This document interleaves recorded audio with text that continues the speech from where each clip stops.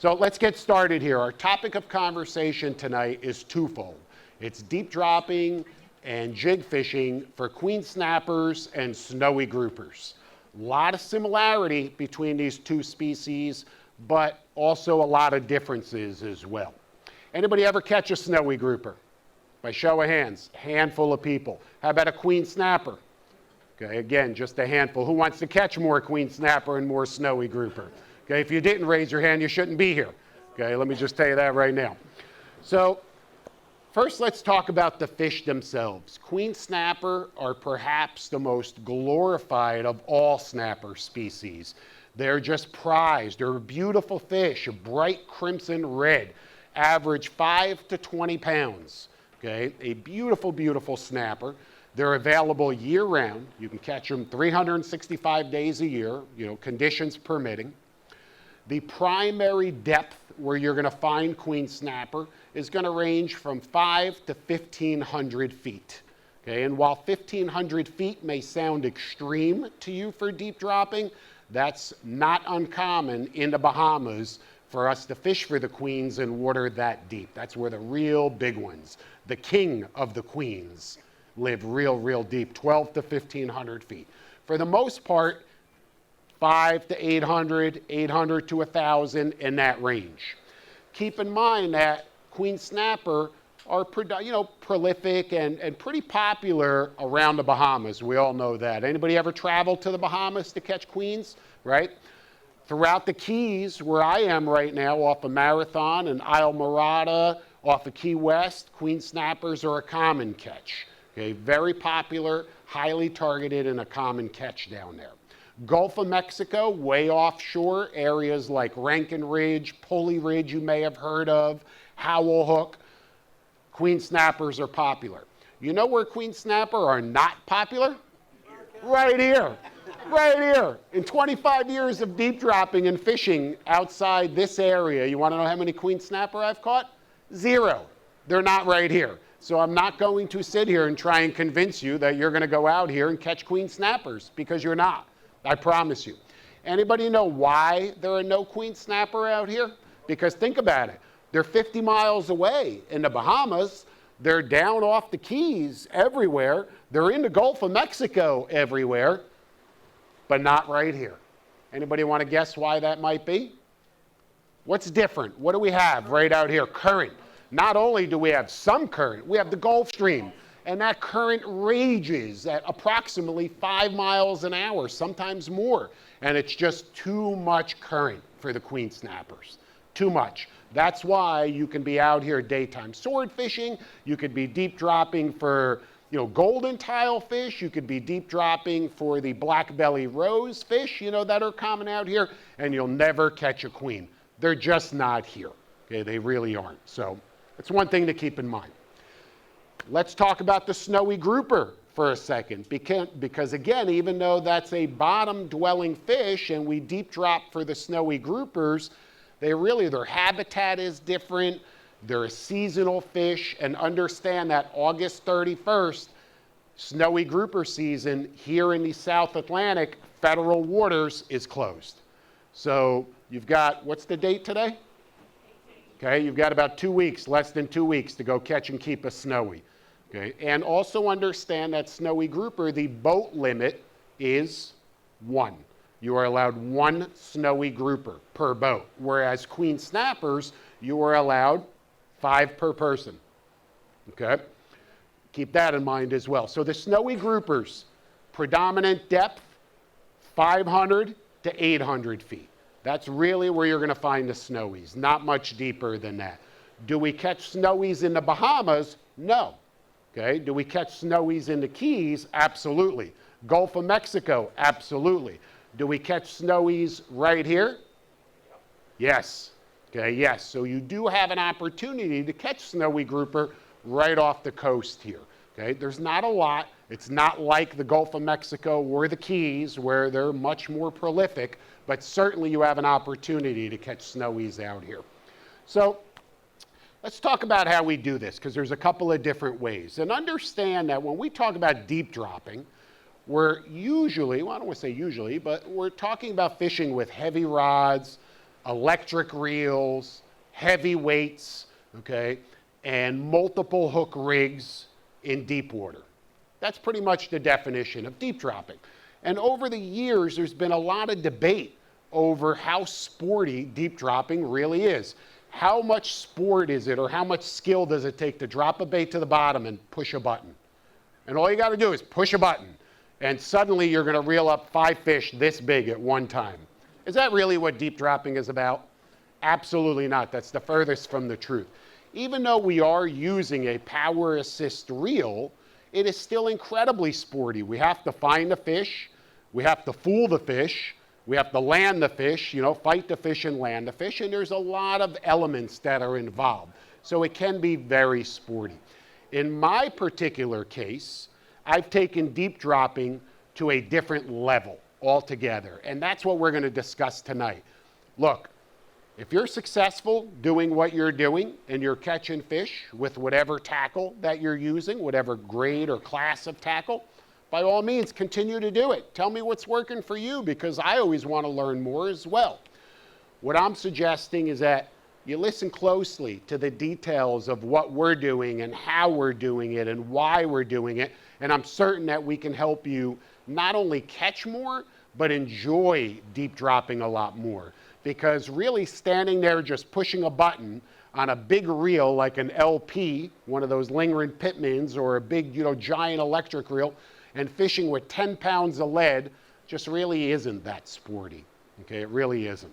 So let's talk about what we do to prepare the boat, for starters, when it comes to deep dropping for these fish. Obviously, I don't need to tell you your safety equipment, plenty of fuel, because remember, you're dealing, in areas that are well off the beach, you're going offshore, you don't know what might happen out there, you are dealing with current, regardless if you're fishing in the Gulf Stream or not, you're always going to be dealing with some level of current, okay? And when you're deep dropping, you're doing a lot of drifts throughout the day. We're fishing a lot of different spots, so a lot of those is running back up for another drift into the current, which means we are going to burn an exceptional amount of fuel. So just take all of these things into consideration, okay, when heading out deep dropping.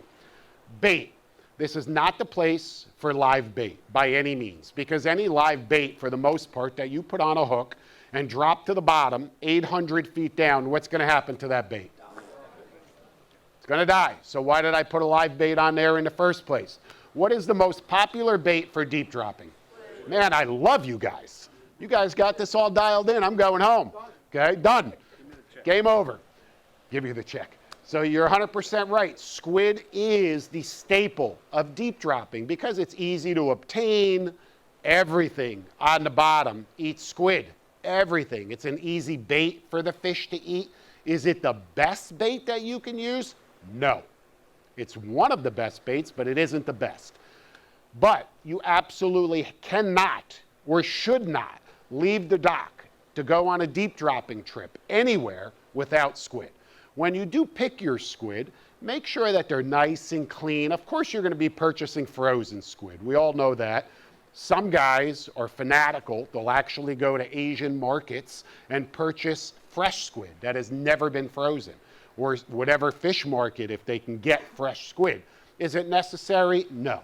But you do want a nice, clean squid. If you open up a box of squid and it's all bloody and mushy and gooey, do you want that squid? No, you wouldn't eat it. And if it doesn't look like something that you would eat, then certainly a trophy-sized queen snapper, this big, 20 pounds, or a big snowy grouper, which can range from 5 to 50 pounds. If you want to fool these big fish, you better give them something that's worth them eating, because it does make a very big difference, not only in this fishery, in all fisheries. So squid is a staple. Make sure you bring plenty of it, because you may burn through a lot of it. Ideally, I like to fish the whole squid that are somewhere between 6 and 8 inches, you know what I mean? Not the big giant swordfish squid. However, if all you can get are the big squid, that's okay too, because they'll eat pieces of it. You can cut them in half or big strips, or we like to take the head with all the tentacles of a swordfish squid. We rip the head off. And you know what that looks like? An octopus. And the bottom fish love that. The big groupers, they love octopus. So that's really what it looks like. And that makes a great bait as well. However, I have to stress that in addition to the squid, one of the secrets to successful deep dropping for both queen snapper and snowy grouper is meat, fresh meat. Could be bonita. Snowies love bonita. The guys that are out here, the charter boats that are dialed in to catching the snowy grouper are fishing fresh bonita. They are not fishing squid on their hooks, okay? They're fishing fresh bonita. Down in the Keys, I have found that bonita is a great bait, but what does bonita attract? Sharks, right? And there are sharks, especially in the Keys, everywhere. In 2 feet of water and 2,000 feet of water. They are everywhere. So anything that I can do to avoid those sharks, I'm going to do. So I don't really like the bonita. I like kingfish, fresh kingfish. So we'll stop on a wreck or reef, and we'll try and catch a couple of kings, and we'll use that. And it really makes a very big difference. A big grouper, a 50-pound grouper, 30-pound, 40-pound, whatever, a big giant snowy grouper, trust me, you ever see the mouth on one of those things? They could suck down a watermelon. That's the truth. So don't be afraid to put a nice slab of fresh bait on that hook because, again, you're trying to catch those big quality fish. Give them something that's worth them chasing and eating. So that's the whole scoop with the bait. Squid and fresh meat, any combination thereof. Sometimes we'll fish, a multiple hook rig, which we're going to get into, and we'll certainly mix it up. Okay, we'll have 2 hooks with meat, 1 hook with squid. When we're fishing a 3-hook rig, sometimes we'll take a small squid and a piece of meat and put it on the hook. That's when we're specifically targeting the groupers, the snowies. And I'm going to go back and forth all night here not all night, for the next hour or so, to talk about the 2 different species. When we're specifically targeting the queen snapper, we don't put a really big, bulky bunch of bait on the hook. We fish a nice streamlined strip or 1 whole squid. A queen snapper does not have that same size mouth or the same ability that a big grouper has. Truthfully, you ever catch a 3-pound snowy grouper this big can suck down a bigger bait than a 20-pound queen snapper.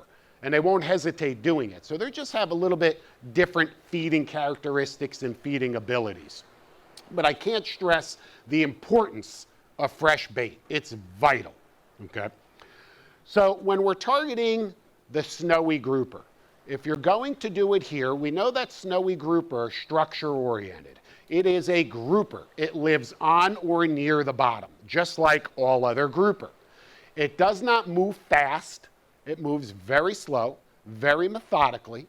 And while it is a grouper, unlike we'll say a gag or a black grouper that really prefer to hide in a hole, okay, or under a ledge, the structure that we really look for is low-lying structure. In other words, low profile. We want a rocky bottom, but we don't want it to come too high off the bottom. Okay? And on my Furuno sounder, on my CV, I could read that fuzz. Keep in mind, on my fish finder, and I don't use chirp, okay, on my screen, I split the screen. One side is top to bottom. The other side of the screen is the bottom 20 feet of the water column, zoomed in. So if I'm in 800 feet, I'm literally just want to see that bottom 20 feet zoomed in. That's all that matters to me because that's all that I'm fishing is that bottom 20 feet when I'm targeting those snowies. I'm fishing anywhere from 500 to 800 feet. If I had to pick an ideal depth, it would be somewhere around 700 feet, 680 to 720 to be even more specific.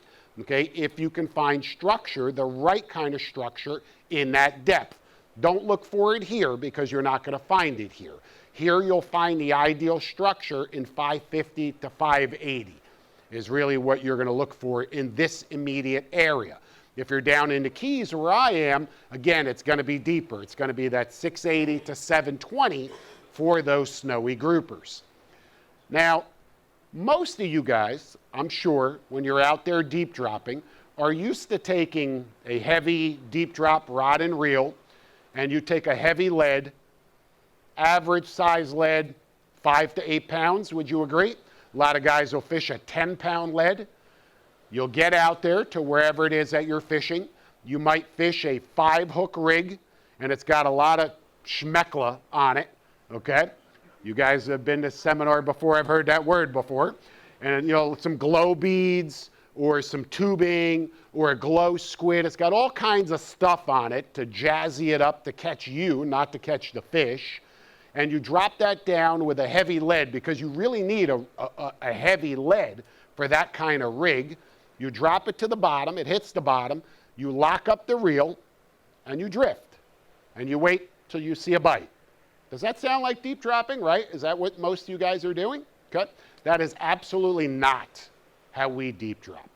I wanted to take deep dropping to a different level altogether. I wanted to make it much more fun, much more sporty, much more active.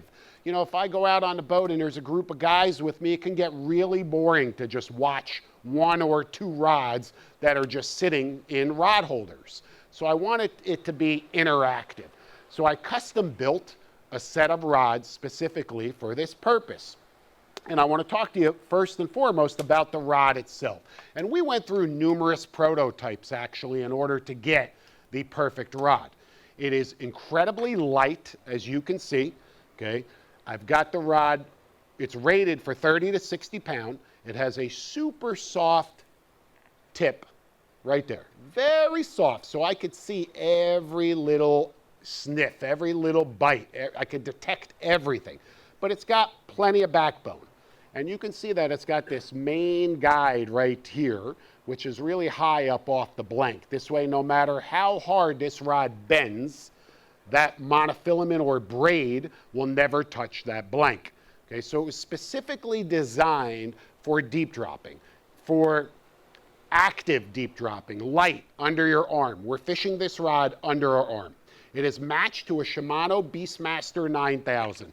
This is the finest power assist reel ever created. I know a lot of you guys are familiar with the Daiwa Tanacoms. It's a great reel as well, but not like this. Different animal altogether. For starters, this has a far faster gear ratio. So when I turn that handle, I could fish this reel like a manual reel. I don't even need the power assist feature. But if I did want to use the power assist feature, which we do, of course, it's variable speed. I can go slow and, of course, determine the speed. It's got tremendous line capacity. And the key to this entire setup is this reel. This is what brings it all to life. This Beastmaster, I've got it loaded with 40-pound diamond braid. 40 pound. That's the key. There's over 2,000 yards of line. More than a mile of line on the Shimano Beastmaster, 40-pound braid. You may think to yourself, wow, that seems really, really light, Mike. No, it's not. Do you know how strong 40-pound braid is? If it's not damaged, you can pull a truck with 40-pound braid. It's incredibly strong, okay? And not only is it strong, because it's so incredibly thin versus the 60 or 80 or 100 or whatever it is that you're fishing on these big, heavy, bulky reels, that means I don't need anywhere near as much lead. And even though you may not think that that small diameter in the braid can make such a big difference, you know what? In 10 feet of water, it doesn't make a difference because you only have a little bit of line out. In 800 feet of water, it makes a huge difference. Huge. So 40 pound is the key to our deep dropping. And don't worry, it is strong enough to bring up anything that you could potentially hook. Next season, you're going to see a show that we filmed deep dropping, and you'll see triple headers of yellow edge and snowy groupers that are this big, all being brought up on 40-pound braid. If that does not convince you that this is strong enough line, I don't know what will. Now, in addition or on top of that 40-pound braid, because braid has no stretch whatsoever, and understand, my goal here tonight is to educate you. I'm getting right to the point. I'm telling you straight up exactly how we do it, why we do it, and what the benefits of doing it this way are.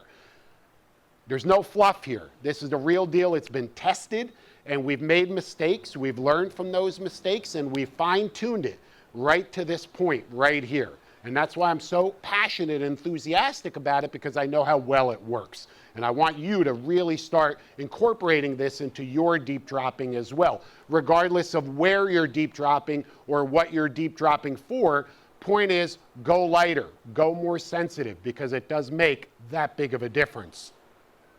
However, that 40-pound braid, we know, has no stretch at all. No stretch. Well, I need stretch because something has to give. There has to be some elasticity. With no elasticity, I'm going to be pulling fish off. Okay, I'm bringing up multiple fish, 1, 2, 3 sometimes, deep water. I've got a big lead on the bottom, okay? The boat's rocking up and down. The rod is bouncing up and down. The fish are all moving and spinning in different directions.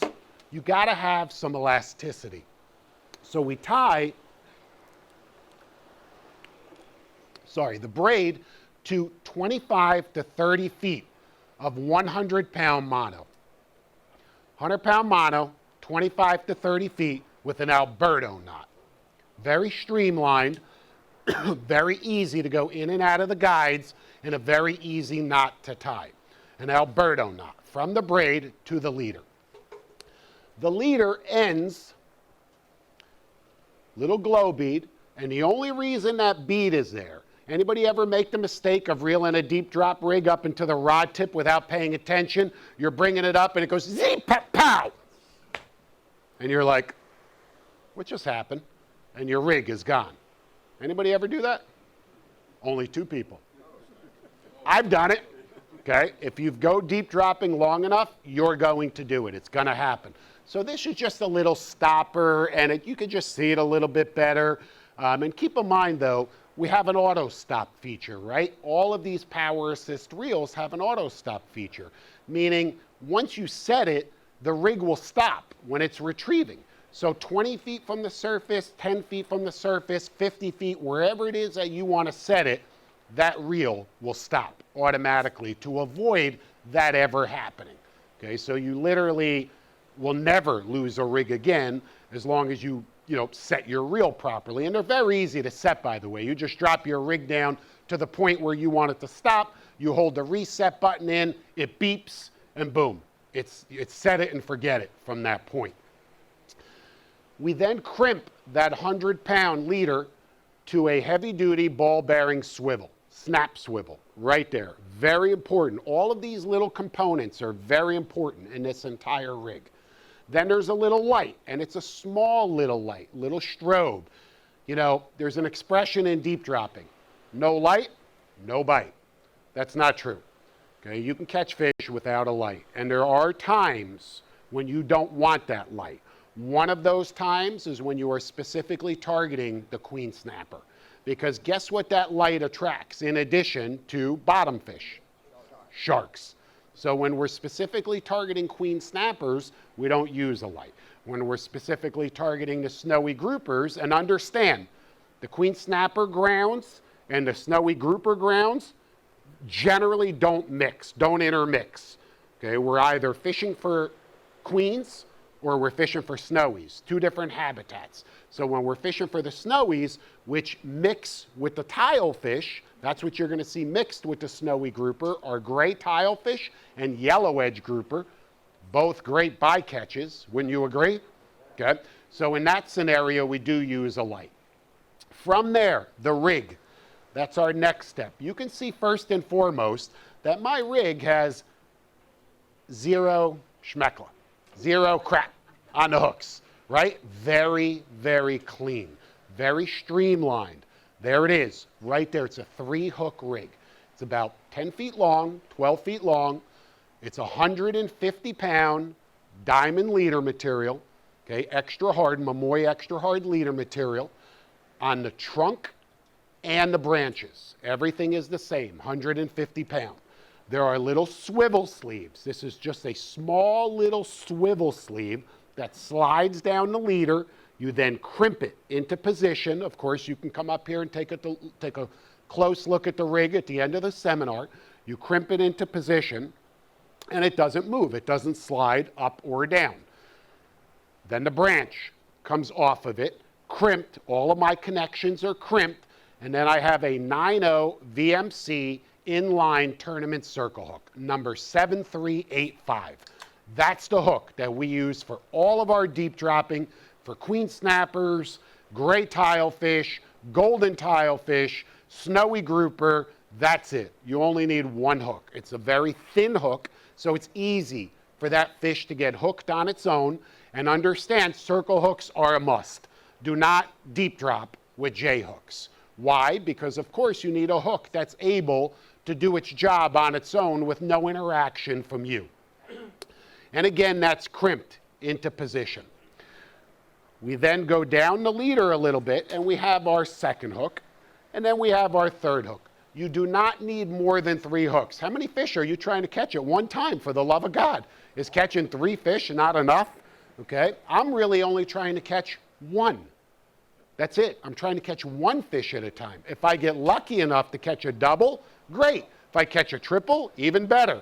But I'm not that greedy guy. You ever go deep dropping and you get a fish on, the rod's going, it's bouncing, and you're like, wait, I want to get another one on.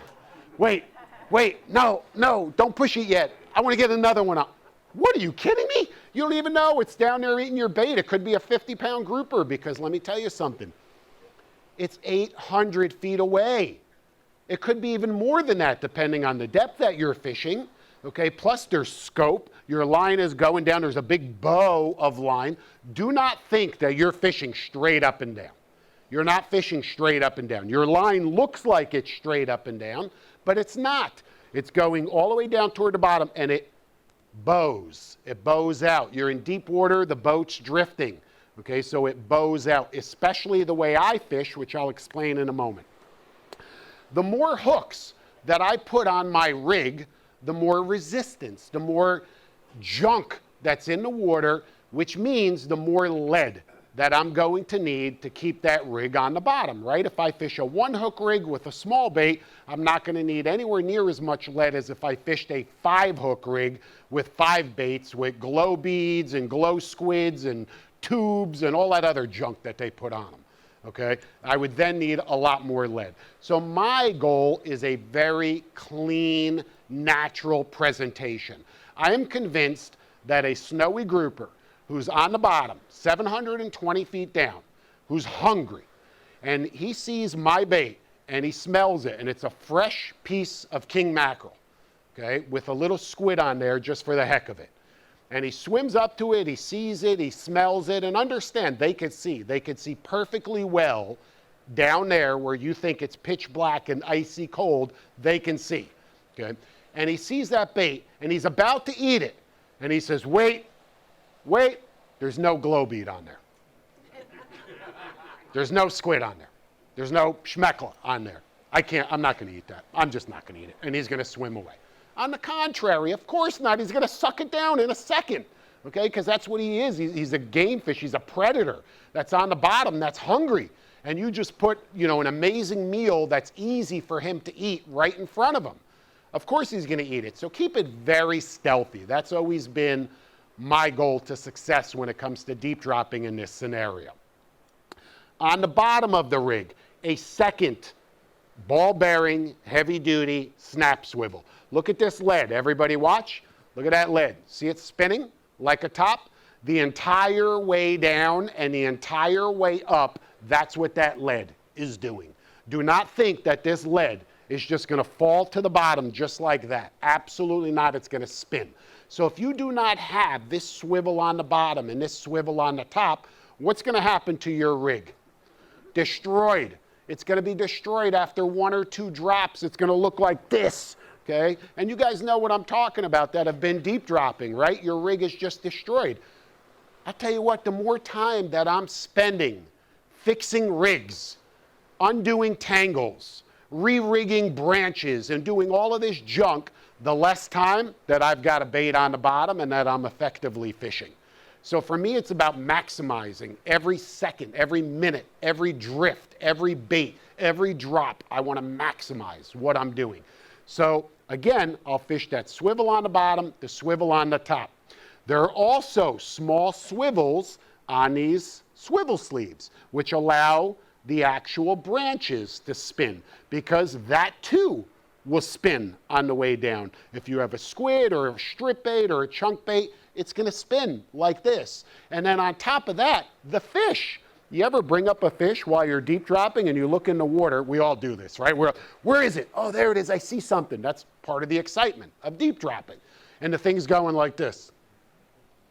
It's spinning around the rig. And when you add all of these elements together, it's very easy to destroy a rig, which again is why you've got to have these swivels. Understand, there are a lot of deep drop rigs that are made out of much heavier mono, 300 pound. What are you fishing for? What are you trying to bring up from the bottom? I'm only fishing 40 pound braid. Why would I need a 300 pound leader? I don't, okay? I don't. It's stiff, it's easy to work with, but it's absolutely unnecessary. 150 pound is certainly plenty strong. It's, obviously if it's not frayed or nicked or damaged. Much stealthier, much better presentation on your baits, and it's going to be much more effective.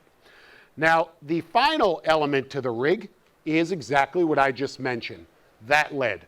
When I'm fishing in up to 1,000 feet of water, while you're fishing 10 pounds of lead, I'm fishing 3, right there. If I have to fish more lead than this right here, there's something wrong. And let me tell you how I get away with that. Because you may be saying to yourself, Mike, there's no way. There's no way in the world that you can drop a deep drop rig 800 feet to the bottom with 1 knot of current, 2 knots of current, and hold the bottom with just 3 pounds of lead. That's impossible. Well, it isn't, and I'll tell you why. Because I'll drop my rig to the bottom. And once it hits the bottom, while you lock up your reel and you put it in your rod holder and you drag it across the bottom, I do not. I'm in free spool, and I'm feeding my line out just like this. Okay, I'm slowly feeding it out at the same rate that the boat is drifting. My rig is not dragging across the bottom like your rig is. My rig is lying on the bottom. The entire thing, it hits the bottom. 3 pounds is plenty of lead to get it down there. And I don't know if you can see this from back there, but look where all 3 of my baits are. Where's my baits?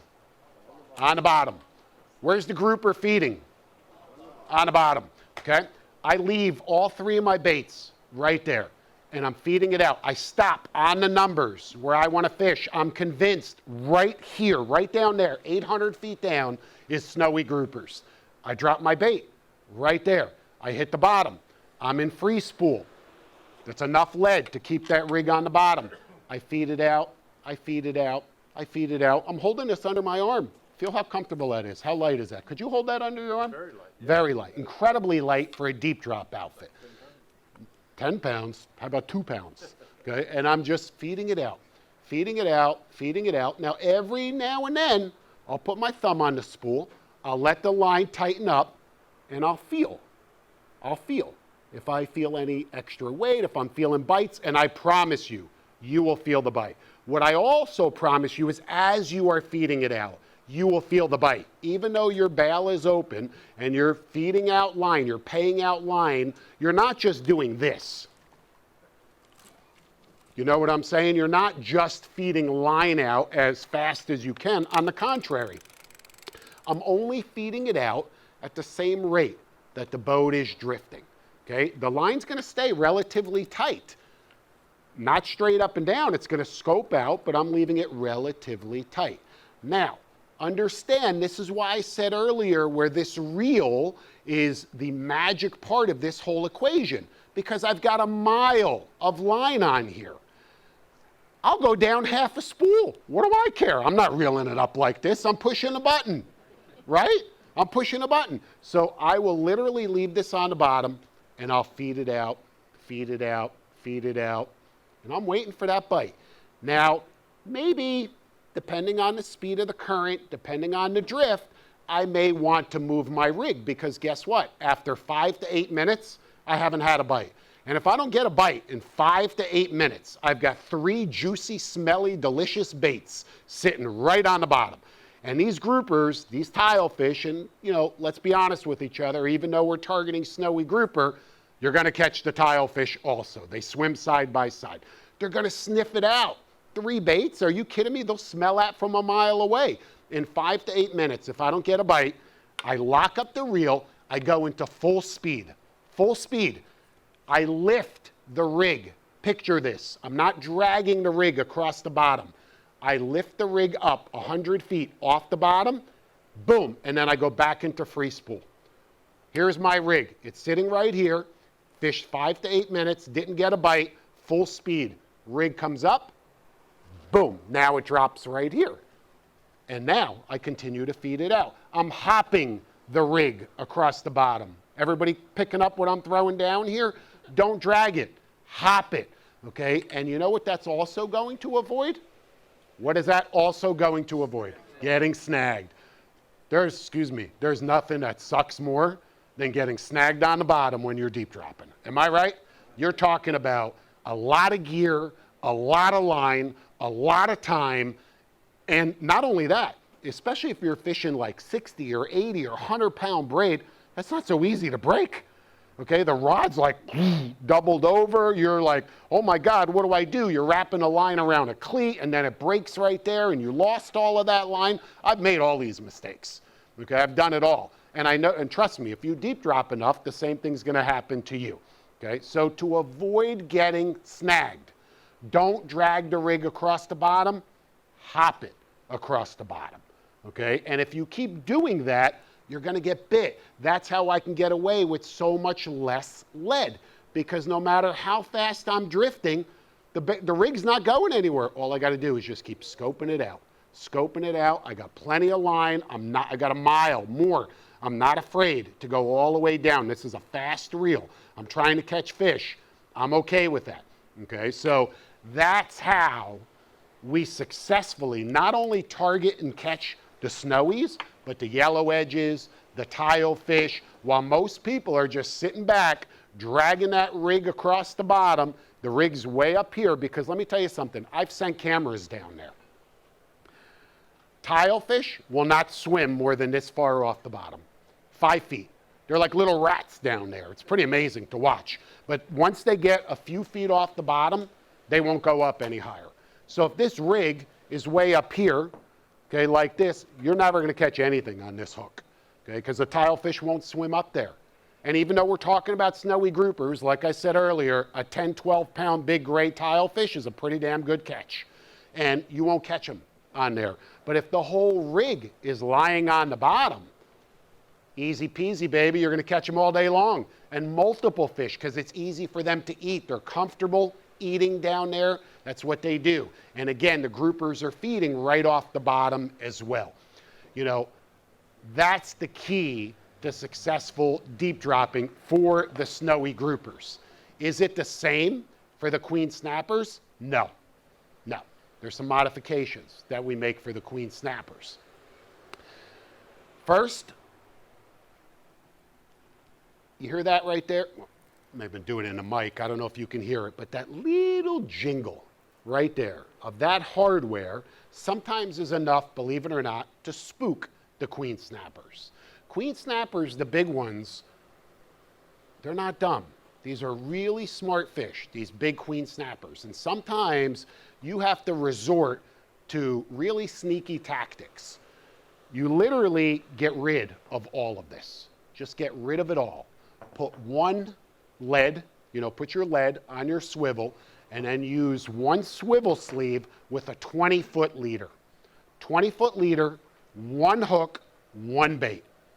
Drop it to the bottom. Reel it up 10 cranks off the bottom. Now you have a bait that is fluttering off the bottom. Queen snappers, while they feed on or near the bottom, are not per se a bottom fish like you would picture a grouper to be. Queen snappers will swim 50 to 100 feet off the bottom. The smaller queen snappers, the juveniles, they'll swim 300 feet off the bottom. The larger fish, the trophies that we're after, the 10 to 20 pound big queens, they're 50 feet off the bottom. That's why a lot of times when we target those fish, like I said, we'll hit the bottom, we'll reel up 10 cranks. And if there's a big hump, down in the Keys, there's these things called humps. The marathon hump, the Islamorada hump. Anybody ever hear of these humps? Right? They're pretty popular. Well, guess what? In addition to the tunas and the dolphin that these humps are notorious for, guess what's down there as well? Queen snappers, okay? And all other humps down there also. But the queens will hover over the humps. So sometimes if you position the boat properly and there's a big hump right there that comes off the bottom is 800 feet deep, the top of the hump is 500 feet. Those queens are around, they're patrolling around that hump, feeding off of it, just like other snappers. You know, when you go patch reef fishing for yellowtails, where are the yellowtail snapper? When you go patch reef fishing for yellowtails, where are the yellowtail snapper? They're right there. They're right next to the boat, are they not? Yep. They're right there. When you go fishing for mangrove snappers, it's a snapper, but he will be throughout the whole water column.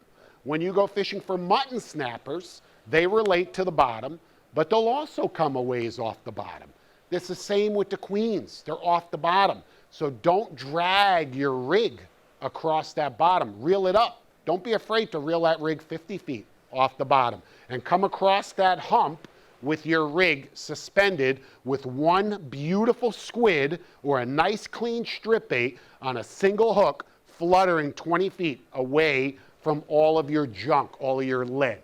Are you going to fool that queen now? Now you've got a good chance of fooling a big trophy queen snapper. That's a big difference between targeting those queens and the snowies, is that approach. Okay, it's how you look at that fish, how that fish behaves, you know, what are the characteristics of that fish, what do I need to do to catch that fish? Couple other things. There's certainly going to be scenarios where this light outfit just isn't going to work. Just not going to work. I'm going to tell you that, you know, first and foremost. 500 to 800 feet deep, that's what this is designed for. But then there are scenarios where I'm not going to be able to effectively fish the bottom with only 3 pounds. I do need to step it up to 5 pounds, okay? Which to you, you may say 5 pounds is light. To me, I'm like, oh God, I got to use 5 pounds, but I will. In that scenario, I bring another pair of rods.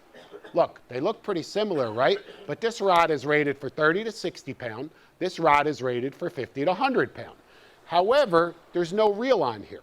I don't need a reel because I have a reel right here. It's on a bent butt. All I got to do is unscrew it, pop it onto this, and I have an entirely new, heavier outfit. I don't need a bigger reel. So anytime we go deep dropping, I always bring, and by the way, we always fish 2 rods, always. We're fishing 1 rod right up here in the bow, and I'm right here. That's my spot. So I can constantly monitor my fish finder, my chart plotter, and there's somebody else, my brother, my wife, whoever it may be, is fishing up in the bow. We're always fishing 2 deep drop rods. Sometimes you can get away with fishing even more, okay? One way that we do that also, you know those little cords that all your power assist reels come with, the Daiwa Tanacoms, even the Beastmaster, and the cord's like this long. Look at my cord. Do me a favor, grab that. Doop, doop, doop. Look where I'm at. You know what that means? That means once I plug that cord into the boat, I have unlimited mobility around the boat with my deep drop rod. You can drop it. So I extend them because let me tell you what happens. You could set your boat up. I'm right here. I drop a bait right here. The boat's drifting this way, okay? My line's going this way as I drop it. It gets to the bottom, and then this magical thing happens, and the line suddenly goes, and it's back here somewhere, okay? And I'm like, what in the world? There's just a weird drift or current. And I then have to pick up the rod and go over top of the motors or walk up this way. You got to maneuver around the boat. And if I'm tethered with a little 6-foot cord, I'm stuck. So I extend all of the cords. So the guy up in the bow has 30-foot cord. In the stern, I got a 30-foot cord, and we can move all around the boat. It's a small little detail that'll make a big difference when you're deep dropping, regardless if you plug in or if you clip onto batteries, right? And I know, you know, lately, what is that thing called? The reel battery or something, okay? I know guys are using that kite fishing. I don't know if that reel battery has enough juice. Maybe it does. I'm not saying it doesn't. I don't have enough experience with it, but enough juice to fish a deep drop outfit all day long. Does it? Not all day. Okay? Not all day. So I don't want to deal with that either, because that's just another thing that I'm dealing with that I don't want to have to deal with. I want to focus on catching fish. So instead, I prefer to plug in, and actually aboard my 39 CV, I've got an outlet up here. I have a center outlet for sorting. I have another one back here and another one in the other corner. So we have 4 outlets. If you're going to be serious about this, do it the right way, okay? And set your boat up the right way so you could easily plug in. You're not trucking batteries around. You're not worrying about, charging batteries or anything to that nature. Let's get back to this for a second. So I'm feeding my bait out, and I feel that boom, boom, boom, boom. And you're going to feel it, even though your bail is open, because again, there's not a lot of slack. I don't want you to think I'm just freely scoping out, paying out line. I'm not. I'm only paying out enough line. I'm picturing this in my head. I'm picturing my rig lying on the bottom and the boat slowly moving away. And like I said, I'm just trying to extend that gap without moving the rig. And there's a fine line there, because if I hold it, I start dragging it. And then if I start dragging it and there's a lot of current, the rig comes up off the bottom, and boom, I don't catch those fish when it comes to the snowies. So when I do feel that bite, the very first thing that I do is I just keep paying it out. I don't do anything, okay? Because I want to let him eat it. I don't want to pull it away from him. And even though I'm feeling that, from 800, 900 feet away, and sometimes even more, okay? Because remember, I've been scoping this out. I could be a third of the way down the spool, which could be 2,000 feet of line. I could be 2,000 feet away from my rig. Think about that distance, okay? And you still feel that. Chances are the fish has got it. He's hooked, all right? He's hooked. He's not nibbling. He's trying to swim in the other direction. He's hooked. But still, I want to be sure. So I'm going to let out a little bit more line, let out a little bit more line, and then I'll hold it. I'll hold it tight, and if I still feel that fish at that point, I lock it up and I start cranking manually. And I go manually because the hardest part of that fight is the first 30 seconds. And in that first 30 seconds, you're going to know what size fish you have on. Okay, you're going to know, because if you cannot get him off the bottom, if he won't move, that rod is just doubled over and you're not gaining any line, that's not a 3-pound snowy grouper. Okay, that's a 30-pound snowy grouper. And at that point, remember now what's happening. I've got a ton of line out. I've got a big fish or multiple fish that are really far away from me. The boat is going this way, away from the fish, and I'm trying to get this thing off the bottom. And I'm only fishing 40. Remember where I'm standing, right here. So if I'm convinced or really believe I've got a big fish on, I lock up and I'm like, oh God, I can't get him off the bottom. And I get really excited about deep dropping. I just want to tell you that. If you come deep dropping with me, you better be prepared, all right? Because I get really excited when I hook a big fish deep dropping. Much more excited than I probably should be, but I do. At that point, I may immediately, literally, I've got the rod in my hand and I reach over and I put the boat in gear. And I turn that wheel and I start going toward the fish. I push that lever forward, not full speed, slowly, slowly. It's variable speed, okay? You don't have to go full speed. If you go full speed, this thing is yee! It's cranking a ton of line. You're putting a tremendous amount of pressure, and you could easily pull a hook out of that fish. So I literally just go up relatively slow. I'll turn that boat, and I'm now trying to just close that gap. Here's the fish, here's the boat, and I'm going like this while I'm reeling up. This is only for bigger fish, just like this. And eventually, you'll get to this point, you'll get the fish up off the bottom and slowly bringing him up, slowly. The further he gets up off the bottom, then of course you can increase speed a little bit, but never go full bore on a big fish. There's just no reason to. Okay, you risk pulling that fish off. And keep in mind, the guy up in the bow, the same scenario. If he hooks a big fish and I'm right here, and he can't get them off the bottom, I'm going to do the same thing.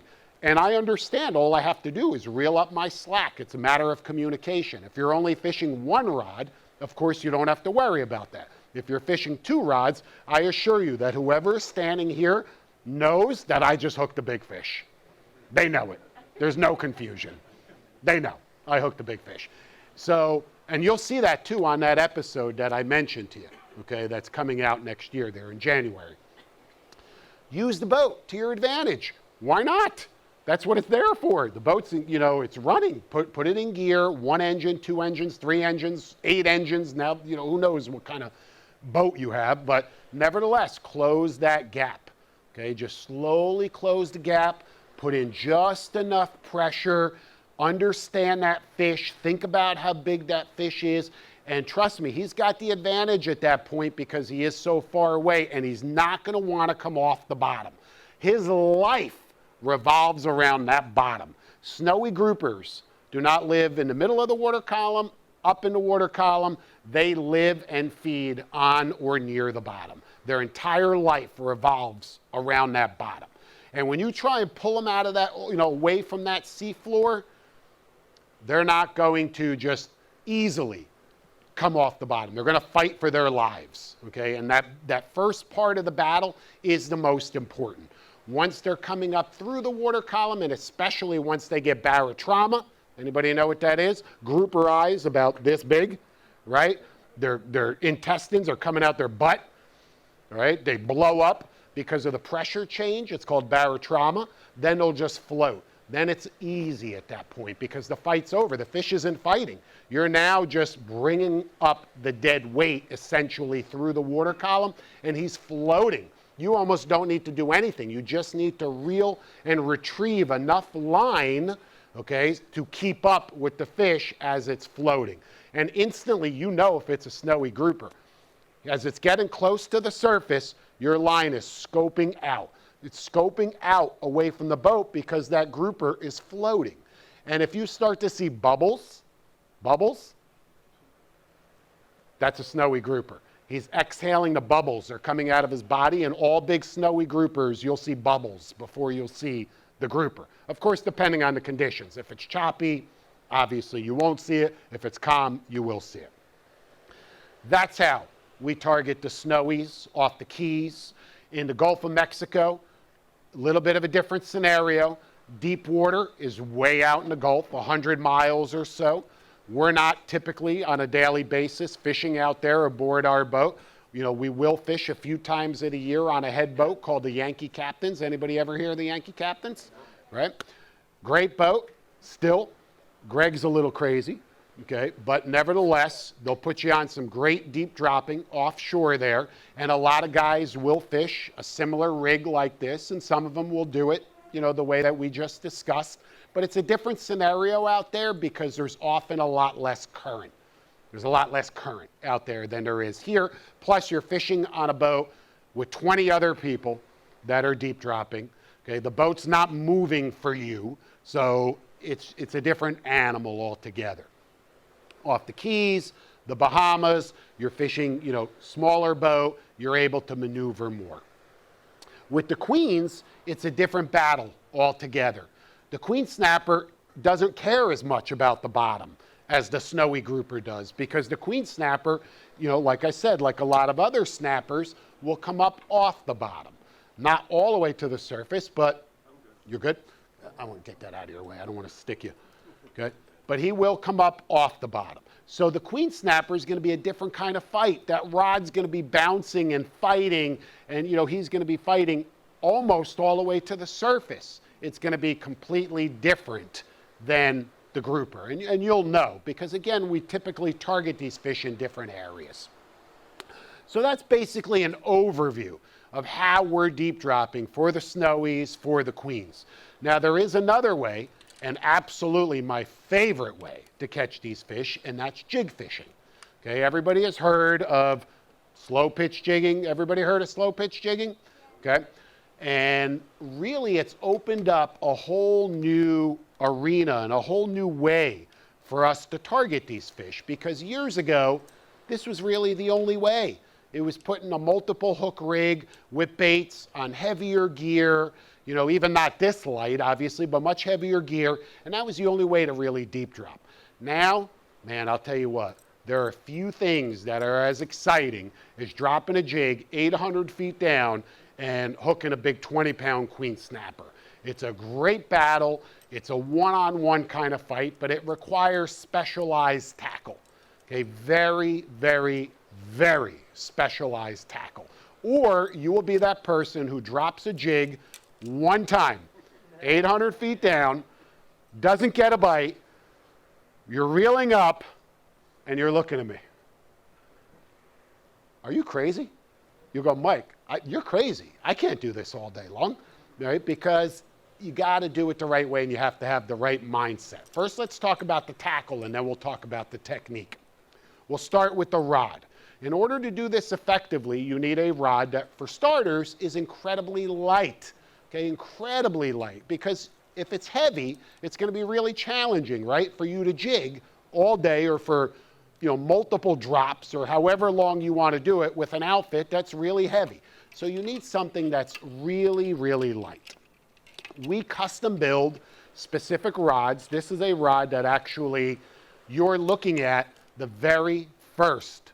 And when I say first, I mean the very first one built by Chaos. This is a rod that we've been designing for a while, and I just picked them up an hour before the seminar. They brought them here for me.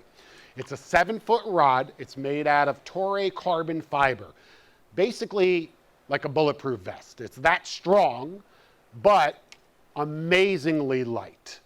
Can you put that in your hand right there? How? Really light. Really light, right?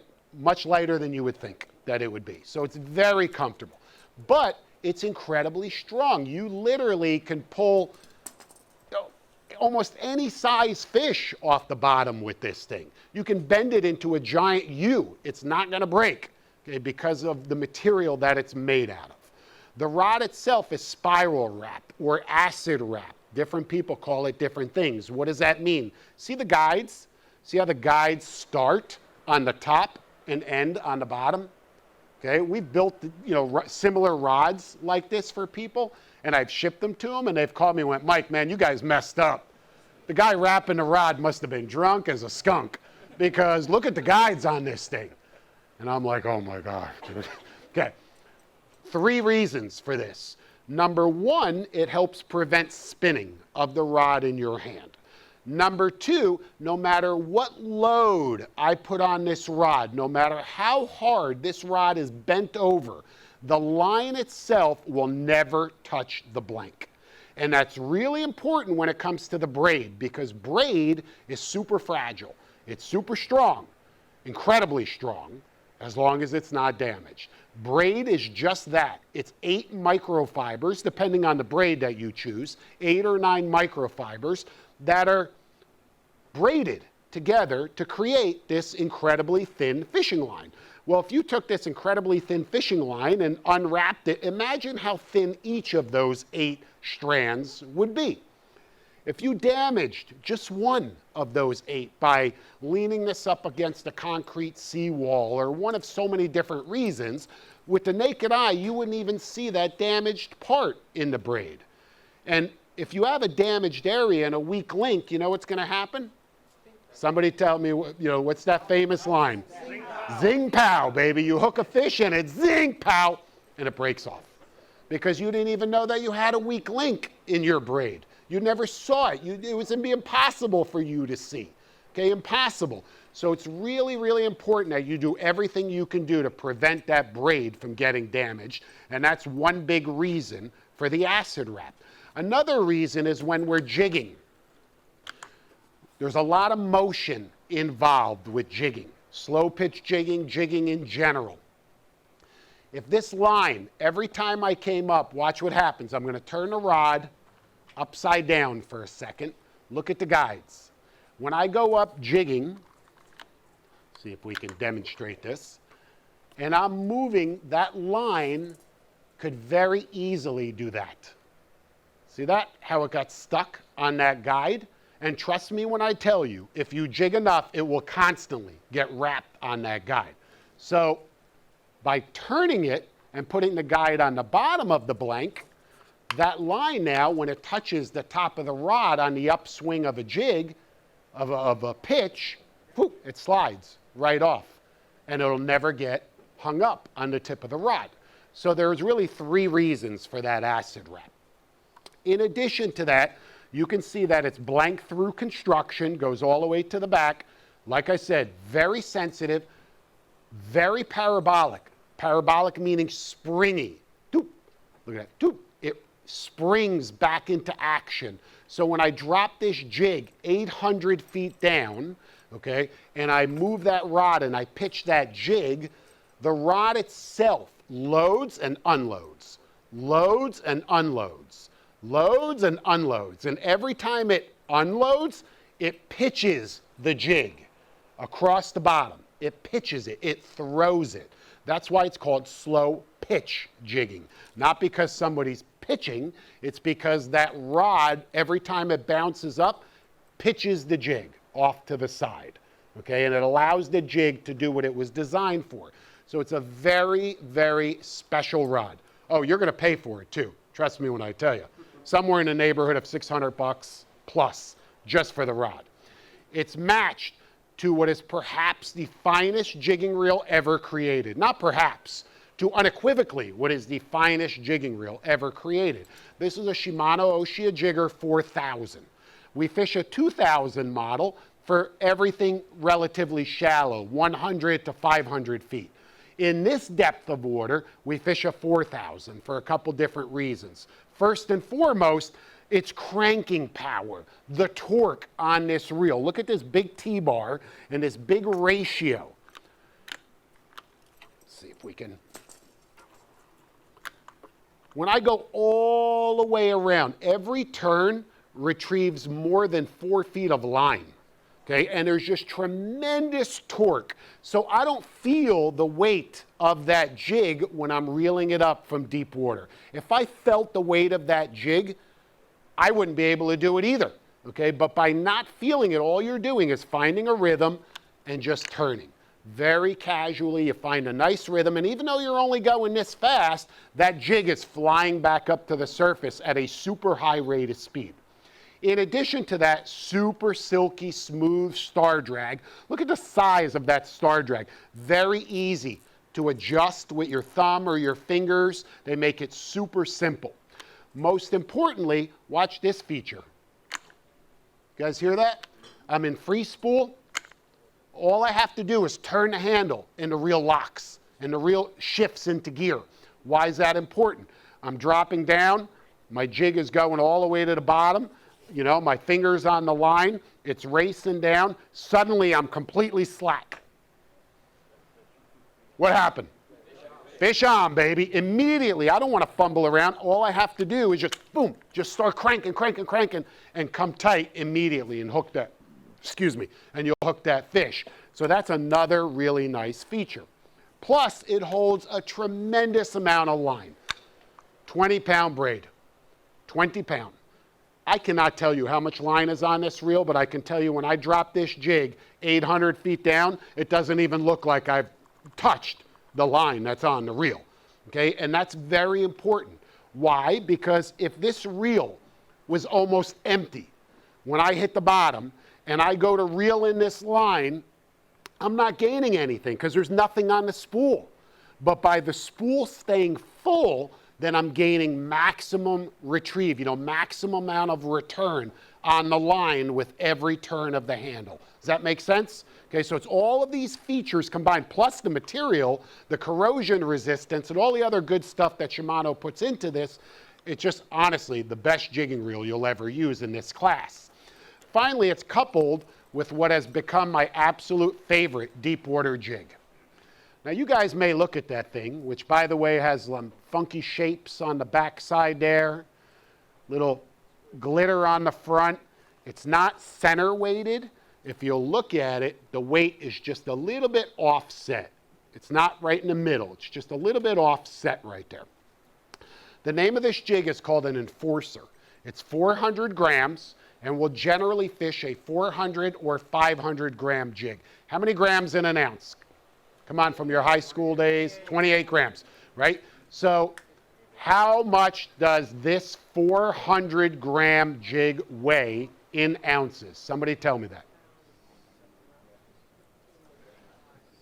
Oh my God.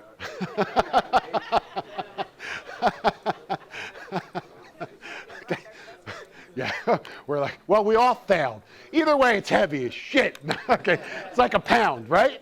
Right? It's heavy, very, very heavy. And you need a heavy jig to get to the bottom quickly. And the way that this jig is designed, keep in mind, under load meaning when this line is tight, and there's tension, this jig falls like this. It does not fall like this, it falls like this, like a bullet. And it literally will race to the bottom as fast as it can go, right to the bottom. And you want to keep that reel in free spool with your thumb on the spool to prevent backlashing, but with no tension. Let it go. If you put any tension on there, you're going to slow it down. Let it go because you want to get it to the bottom as quick as you possibly can. Once it gets to the bottom, you lock it up and you start pitching and jigging this reel using a combination of the rod and the reel. And while this is not a slow pitch seminar, okay, you get the gist of it. And what happens at that point is this jig is no longer being fished vertically. Now every time you pitch it, it goes off to the side and it wobbles and swims, and then you pitch it again and it goes off to the side and it wobbles and it swims. And I'm telling you what, I used to have a different jig, which I still use. It was called a Mobster. You've heard me talk about it before. I'm sure you may have seen other seminars, whatever. And I love the Mobster. I've caught a tremendous amount of fish on the Mobster until I got my hands on the Enforcer. And while these are funky names, I'm not the one that named them. I'm just telling you. This shape is just incredible. And I've had amazing success. And one day, I caught a squid on this jig. And the squid was the same size of the jig. And when I reeled it up and I came out of the water and there was a squid hanging off of it, which is not uncommon because the squid thought that this was a squid, okay? And he actually wasn't attacking it to eat it. He was attacking it to mate with it, okay? And happened to just get hooked. And when I took him off the hook and I held this side by side, it was identical in size, shape, color, formation, everything to a natural squid that was this big. And when I start fishing this and you see the action that it has, it mimics a squid better than any other lure I've ever seen in my entire life. And what do groupers and snappers feed on in deep water? Hot dogs. Now that shit's funny. I'm sorry. Nevertheless, so you're matching the hatch perfectly. And I'm telling you, everything eats these. This is not, I'm not promoting this. I'm simply telling you that if you're going to go deep water jigging, you've got to do it the right way. And it's a combination of line, leader, rod, reel, and jig. The line, as I mentioned, 20-pound braid. And at first, I said to myself, 20-pound braid? Man, you want me to drop a jig that weighs more than a pound 1,000 feet down for golden tilefish or snowy groupers or queen snappers in extreme depths under extreme conditions where I have the potential of hooking an extremely large fish? Because let me tell you something. Not only do snappers and groupers eat squid, so do 70-pound amberjack. Okay? So do 70-pound amberjack. And you don't know that it's a 70-pound amberjack because you know what you're praying that it is? A giant grouper, right? You're like, oh my God, I just hooked a 50-pound snowy or a giant yellow edge or a Warsaw or it's just some amazing thing. No, you hooked a 70-pound amberjack. But you have to fight them all the way to the boat, okay? And I'm telling you what, the 20-pound braid will hold up in that scenario easily because there's something on the reel called a drag, right? And as long as your drag is set properly, you can fight any size fish on 20-pound test. And as long as that 20-pound braid, which I don't even know why they call it 20-pound because it should be called like 200-pound. braid is that incredibly strong, especially fresh new braid, okay? But the difference again, just like on the deep drop, where the 40-pound is ultra thin and allows you to fish less weight with less scope, it's the same scenario with the jig, okay? I can fish a lighter jig, less scope, because in order for this jig to be effective, you've got to fish it as vertical as possible. I mean, vertical like this, your line. When you're scoped way out there, the jig is just not going to move the way that you need it to. So you want to be as vertical as you can possibly be. And that 20-pound test allows you to do that. We connect that 20-pound to 40-pound presentation fluorocarbon with that same knot, an Alberto knot. Same, it's almost the same. 2040, 4100. I know those numbers are different, but Top Shot, braid, Alberto knot, essentially the same concept, okay? Long leader, about 30 foot for stretch, okay? Because remember, chances are you've got that fish hooked, but this isn't all the way in his gut, okay? Rarely will this entire jig be in that fish's mouth. Chances are you're going to have 2 hooks in his, in his mouth, and the other 2 hooks are going to be in his head, on his side, in his butt, wherever. That's what these jigs do. They're deadly. Okay? And a lot of guys, by the way, in deep water, rather than fishing dual or tandem assist hooks, they'll fish a single hook. A single on the bottom and a single on the top, just to avoid snagging the fish, fouling the jig. You don't necessarily need the tandem assist hooks. You can see there are 2 hooks on the bottom, 2 on the top, okay? But, it's a matter of preference and both will work. I fish the tandem because I just want to kill everything I catch. So, but nevertheless, and I don't want to miss any bites. So this is perhaps, as I mentioned, the funnest way that you can target the snowy groupers, the queen snapper. Is it the most effective way? Some people say no. I'm going to tell you on a recent trip on the Yankee Captains, and we filmed it, the entire thing, 20 guys, 19 of them for 3 days fished bait. One guy who completely lost his mind, okay, for 3 days, did nothing but jig. He fished a rod very, very similar to this with that jig. We all want to guess who that guy is, right? Smoked everybody, okay, and caught more than everyone on the boat. Now, keep in mind, I fished hard. I don't give up, and a lot of guys didn't. But nevertheless, the point I'm making is it can be just as effective as fishing bait. And what the guys didn't realize, and this was kind of a perfect scenario, I've got 19 guys chumming for me, right? I've got 19 guys that are dropping down bait, smelly baits. They were catching fish, a lot of activity, a lot of bait, a lot of squid, a lot of meat, all sorts of stuff that they're dropping. And I'm up in the pulpit, jigging away with my squid. Every drop, boom, boom, boom. Not every drop, but you follow what I'm saying, okay? Now, that boat also offers jig-only trips. I'm not going on a jig-only trip. Nope. I'm not going on a jig-only trip. I'm going on a regular trip, and I'm going to jig on a chum trip. Okay, that's how I look at it. They're all doing me a favor. They're catching fish, but I'm no idiot. I'm watching what's going on, and of course that creates this whole, world down there that's just perfect for jigging. And plus everything eats squid. So while you're targeting, the queens, I can specifically do more than what somebody can do with bait. And what do I mean by that? Look, I know the queen snappers are suspended off the bottom. I hit the bottom, I work my jig, and I work it 50 to 80 feet off the bottom. And 50 to 80 feet off the bottom, pow, you get smacked.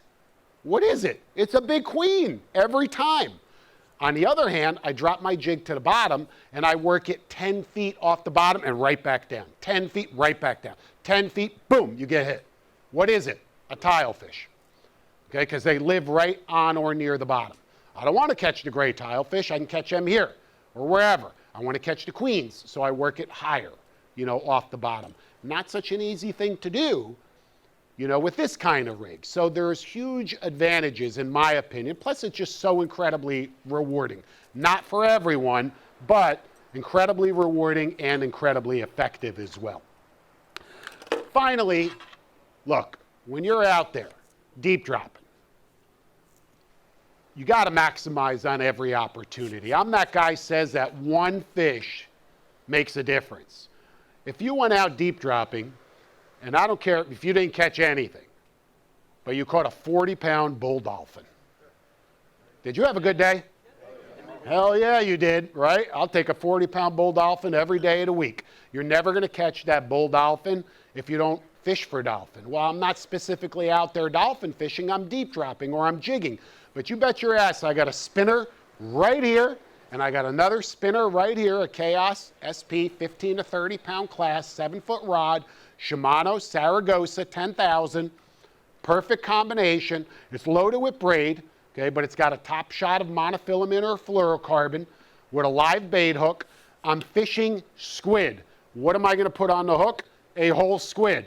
That's all I need. I don't need any special bait. I'm going to chuck it out off the bow. I'm going to chuck it out off the stern. I'm going to leave them locked up in a rod holder on every drift. You're in dolphin territory. You're offshore. You're missing a boat, so to speak, if you don't at least have a couple of dolphin baits out. Are you going to catch them every time? No, but you'll never catch them if you don't try it and it doesn't take you any extra effort. You're there anyway. Maximize on every opportunity. And I also want to say, look, while you're deep dropping for queens, while you're deep dropping for snowies, like I said, gray tile fish, they're predominant. They're probably the most predominant bottom fish, deep drop fish there is, other than those damn black belly rosefish, right? Which we all know. You guys fish for those black bellies? They're great. I mean, they're absolutely delicious. They're a day saver. They're fun to catch, and they're everywhere. You can catch them 3, 4, 5 at a time. You could sink the boat with those damn things. They don't freeze very well, but great for ceviche and like a lot of fun to catch. And I mean, talk about an odd looking critter, right? With that big eye and the spines. I mean, plus they're beautiful, okay? So you'll catch those, but what are some other stuff that you may catch on the bottom? How about blackfin tunas? 800, 900 feet down, 30-pound blackfin tuna. You're like, what in the world are you doing down there, son? Okay, absolutely a possibility. Barrel fish, okay, not so much here, even though there are some barrel fish on a ledge outside of Fort Lauderdale, which we'll talk about that just, for 1 second, but they're very common down in the Keys, common in the Gulf. That's a great catch. That their barrel fish will be suspended off the bottom with the queens, okay? And here, like I said, off Fort Lauderdale, there's a ledge. The one secret that the guys do here is the lead that they put on the bottom of the rig. Instead of it being a long sash weight type of deep drop lead, they'll use a downrigger ball. Okay, a round downrigger ball, because you will contact the bottom, and the bottom out here is very sticky. What does sticky mean? Hangy. As soon as your rig touches the bottom, you're hung up, because that lead seems to get hung in the bottom, the hooks get hung, so they'll fish a round ball lead, like I said, like a deep drop, not a deep drop, a downrigger ball. And that helps avoid getting tangled when you're specifically targeting the barrel fish here specifically. But that's another fish that you can catch, like I said, as bycatch to what you're targeting. So there's a lot of other possibilities out there, and obviously a lot of possibilities in between where you're leaving and the deep drop grounds. So hopefully you picked up a couple of tips. Hopefully you kind of look at deep dropping a little bit differently than you did when you got here tonight. And even if you take one thing away from this tonight that helps you catch more fish, then I've done my job. So that wraps this up, guys. Thank you so much. All right.